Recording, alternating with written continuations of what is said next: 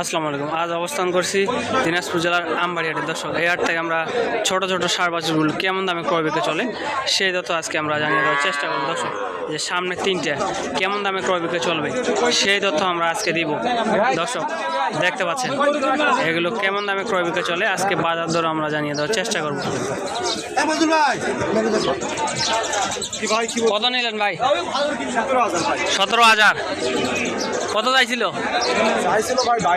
22,000 চাইছিল। ষাঁড় বাছুর দামুর বকনা বাছি 10 মোটামুটি ভালো দাম আছে। ভালো দাম। কোথা থেকে আসছেন? বিরামপুর থেকে।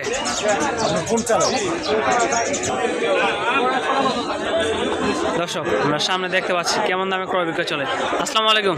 কটা নিয়েছিলেন? বিক্রি হয়েছে না একটা? 17। এই দুইটা কেমন দাম রাখছেন? এই সামনে দুইটা কত কত দাম বলছে? আমার আরো দাম বলেনি। দাম বলে নাই।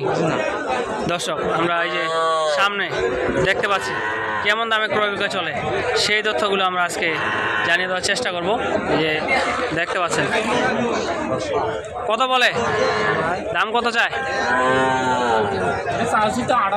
18,000 চাওয়া দাম। এটা কত হইলে দিবে বলছে? 15,000। ওই পাশেরটা ওইটা কেমন দাম রাখছেন? 22,000 চাওয়া দাম। বেচা বিক্রি কেমন টার্গেট? এটা 18,000 হলে বিক্রি করবে। দর্শক দেখতে পাচ্ছেন গোড়ানে 18,000 টাকা হলে বিক্রি হবে। আমরা এই যে এপাশে দেখতে পাচ্ছি কেমন দামে ক্রয় বিক্রয় চলে সেই তথ্যগুলো আজকে আমরা জানিয়ে দেওয়ার চেষ্টা করব। সম্পূর্ণ প্রতিবেদনের সঙ্গে থাকবেন। দর্শক এই যে সামনেরটা কেমন দাম বলতেছে সেই তথ্য আমরা দিব। আসসালামু আলাইকুম। কয়টা নিয়েছিলেন?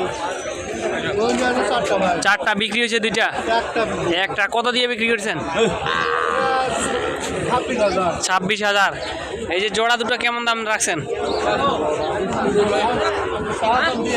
চাওয়া দাম 42। বেচা বিক্রি কেমন টার্গেট? 38 হলে দেওয়া যাবে। এলে কয় মাস করে বয়স হবে? দুটা কি ষাঁড় বাছুর? একটা ষাঁড়, একটা বকনা বাছুর। দর্শক দেখতে পাচ্ছেন এবং শুনতে পেলেন। আমরা সামনে দামগুলো জানিয়ে দেওয়ার চেষ্টা করব কেমন দামে ক্রয় বিক্রয় চলে।